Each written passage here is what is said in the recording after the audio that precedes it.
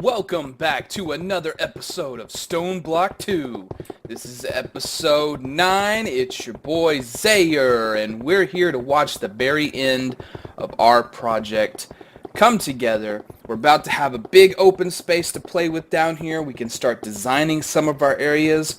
These are the last few blocks to get done. And here we go. Boom. Project is over. The thing is resting down below in an area that it didn't even have to mine out, so we can take a look. Bam! That's what our base looks like now, guys. That's what it looks like.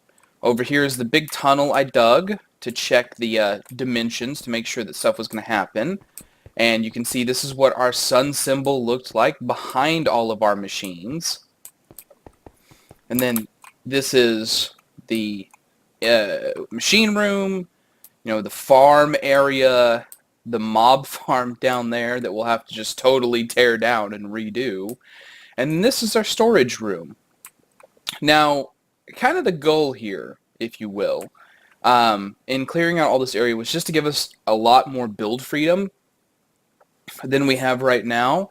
I still want to use the natural cave element in some ways. And some things are going to be put back behind some walls, but some things aren't. The main idea here is that this is going to be a big, massive complex for us to play in. So there's going to be a lot more windows and pathways between areas. There's going to be a lot more traversal. Well, that's really the wrong word. We're going to be able to move more freely between the different areas is kind of my intent. But I don't want to just slap a big box around this whole thing again. I really want it to be more natural or normal or something like that. I'm not exactly sure what I'm trying to say here. But I want it to be more like an actual underground base than I want it to be just a whole bunch of boxes in a cave. So yeah, we're going to look at some things today, try to see if we can square up some design elements. I'm going to look at a few resources online so I can kind of figure out exactly what I want to do. And then once I start, putting stuff together, I'll bring you back in. We can look at it together and make some decisions. I'll see you in a minute, guys. Alright, so I'm taking my sweet time about deciding this block palette thing. But I figured we could set up the mob farm again. And this is the way I'm going to try to do it this time, basically, is with, all the vector plates that I've gotten from the various loot crates, and then inside this area with one of the mob grinders, mob mashers, yet again. I'm going to switch out this block here. I'm going to turn this off for now. Because, yeah, I died. Yeah, it happened. Finally. Finally happened. This thing killed me. I shapeshifted into a bat using the morph mod, so that way I could get underneath this one block to place it facing up like that, and it just pulled me right in and killed me. Yep, it's a sad day. It's a sad day. It's not even, that's not even close to how I placed it. Why would it suddenly be on that side? There we go. Then we're going to increase the radius. And then we'll kind of have to encase this whole thing in some kind of a vision blocking layer so we can see it. That's the other thing. Okay, so I have this witch water bucket. And I'll show you how I made it in a second. But basically what I'm hoping is I can do that. Oh, good. It stretches all the way over here. Fantastic. Okay, so we'll do the same thing there. And then the same thing here. And then same thing here. Alright.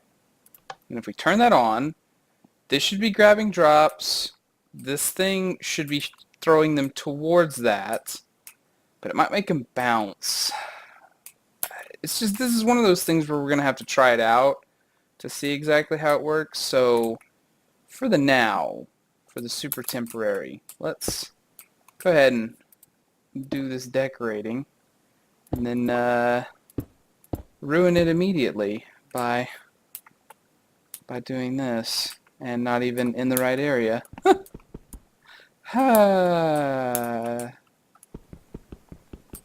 This has been a barrel of fun, this process here. Oh, that's gone forever. Okay.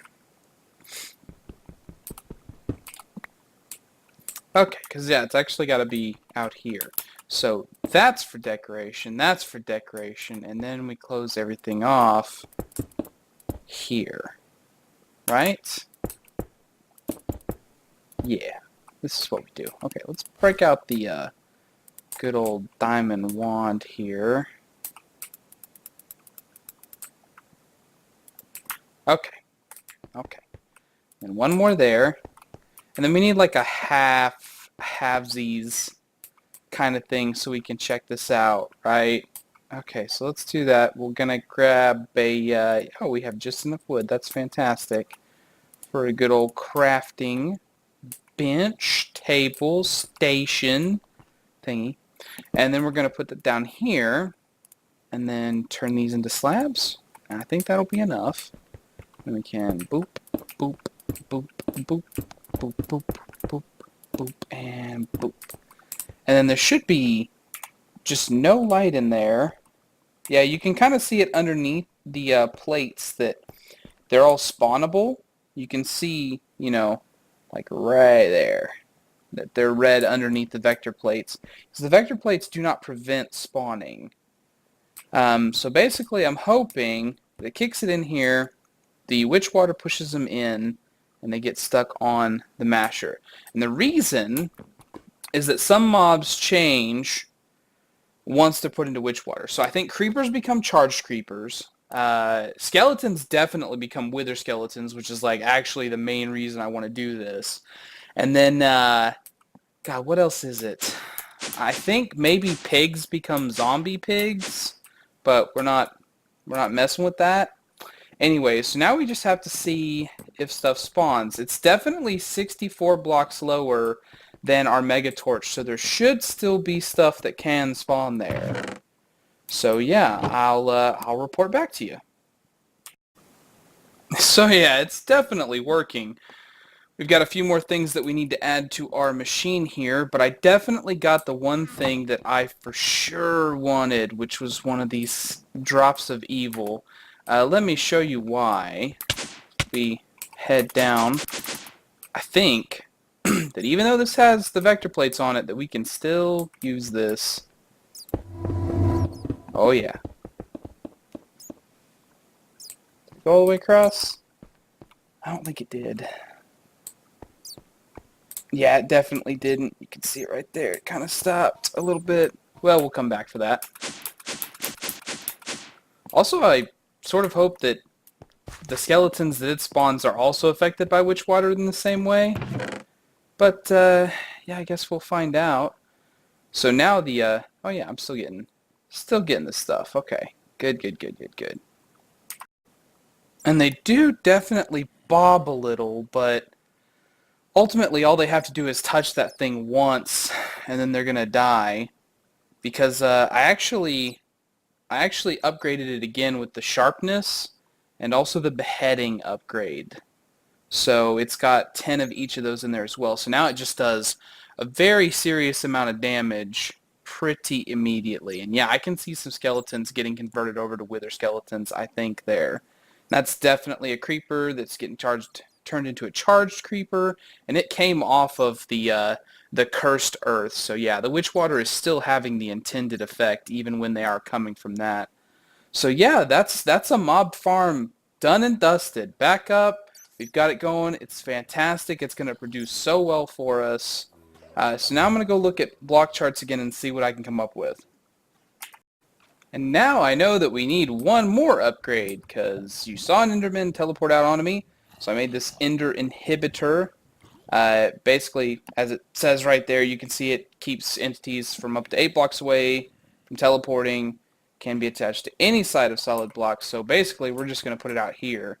And if we do it one away from the wall on either side, that should take the whole area in the center, which is, I believe, where they would be teleporting from anyways, because I don't think they would teleport from the back row, which is just about the only thing that it's not going to affect anyways. So as soon as it's hitting the water and touching the thing, it should be prevented from teleporting, which is basically what it did. It took damage and then teleported, so we should be good on that now. Okay, so having put a lot of consideration into it, I really feel like this is kind of the block palette we're going to go with. This one we're going to use very sparingly. It's there's water running through some cracks in a wall. I figured that maybe in a couple places, because there are lots of streams and rivers and stuff that also run underground, so I figured that every now and then we could put some water somewhere and then have a little bit of it splashing through some cracks in the walls. But that's not going to come up terribly often. This one I'm not sure about. I like the color of it, and it's got a good pattern because there's some good variation even within just the one block, because there's a lot going on there, but again, it's not something you'd want to use pretty regularly. This is kind of going to be standard wall material. This one and this one, these are actually two different blocks, but they blend together quite nicely because they just make a solid piece there in the middle and up top. So they have a pretty good seam even though they're two different ones, so I figured we could do this for a lot of the walls, and this is what I want to go for with the floor. I wanted something that was a little bit lighter, but really I love dark oak plus stone, so dark oak plus gray, and then if we could mix in a little bit of another color, the black sort of that's there on the line, I figured that would make some really decent flooring material. And I want to go for something that's not quite broken. I looked at a lot of different materials and thought, oh, we could use this, but I wanted something that looked like we put it in, like that we had gotten the materials together and actually formed this to lay it down, because what we're doing is we're breaking rock on an underground base. Like, I don't want this to be looking all dirty and broken like it's been here for years, because it hasn't. This is something that we're doing ourselves. As far as like how to put it together, I'm going to hold down the scheme. We're going to look at the map together. You can see we've already got a pretty decent floor plan going. We've got to the south here the long library, which is going to be where our storage room is, and a couple other things. Maybe some of the Thaumcraft stuff if we get into that. Although, honestly, I'm not sure on it. And then we've got in the back there, like straight ahead of where my arrow's pointing, we've got the factory area. That's where we're doing all of our machines and setting up all of our automation. And then, of course, to the north, we have the farm area, which we can expand in any direction we want. This area over here, I really want to make kind of like a grand entrance, as though there was actually an exit to the base, even though there's not. Just because a lot of things happen during isolation. We tend to get a little bit crazy, you know? So, yeah. So I put some dark blocks here, some Vect from Xtones. So that way we would have it look like you go off into a dark tunnel. And then I want to make some big arches that kind of make you come into our base area. And I kind of want to build along the floor plan, just because, you know, it is a good one that we've already got. There's lots of variation to it. You know, we've got long corridors, we've got tight squares, and we've got stuff that just kind of branches off in random directions too. So I don't think that we really need to change much in the actual build area. And I also want to use a lot of glass. Now this is a pretty solid glass. It's got the from Chisel, it's ornate steel, so it's got this like really tight, sort of tough looking edge to it that looks like it's glass that we have reinforced with steel, so that way it would be really hard for it to break under pressure. But yeah, this is what I want to use for the glass material in a lot of places. In some places, I'm going to use a cleaner glass. I don't think I'm going to use the clear glass from Tinker's for decoration stuff, because, I mean, like, I really dig that there is nothing to it. Like, there's absolutely no lines, none of this, you know, streak type stuff that exists in normal Minecraft glass, but that also means there's nothing to it, so it doesn't, when you look at it, you don't see anything. You see the stuff that's behind it only, and it doesn't really look like there's anything there. Another thing that I want to get, but I don't have the materials for it yet, is some ineffable glass. if we look at that, let me show you. NF Bull. So this stuff, this class is fantastic. It's got a great texture to it because it does have some edging, so it does draw a little bit of your attention. But the main thing that goes on with it is this stuff you can walk through. Like, it's glass. Nothing else can walk through it. No animals, no monsters, but you, the player, can. And I want to put that up in a lot of places as kind of like our gateways, if you will, the doorways between our different areas. But yeah, so I'm going to get cracking on that in between episodes, and I'll show you what's going on in the next one. But for now, that's going to be a wrap, guys. I hope you all enjoyed it. It's a little bit short, but I mean, like, we actually did do quite a bit because our mob farm's all set up and bringing us in resources just on the automatic. It took me a really long time to sit here and look at the blocks because I'm not very good at this. This is me trying to break new territory and make myself a little bit better at this. So it took me a lot longer than I expected. But so please, if you've got any comments down below, leave them. If you've got some suggestions, if you happen to be playing this pack yourself, for stuff that's clean, that looks like we made it brand new, that kind of matches a little bit of blue, which is what this is, a little bit of black or white or gray, that's not just like stone, let me know, and we'll totally take a look at it and see if that's something that we're interested in. Maybe we could vary stuff up a little bit more than I already plan on doing. If you're new, please subscribe. We've got a lot more of these episodes coming before we finish out the pack, and I'm just going to keep on playing Minecraft forever. It seems it's just kind of my game now. And then also, leave a like on the video if you did enjoy it, because it helps to motivate me, and it also lets me know that you guys are enjoying what I'm doing. So, I'll see you all in the next episode. Have a great day. Bye-bye. Take care.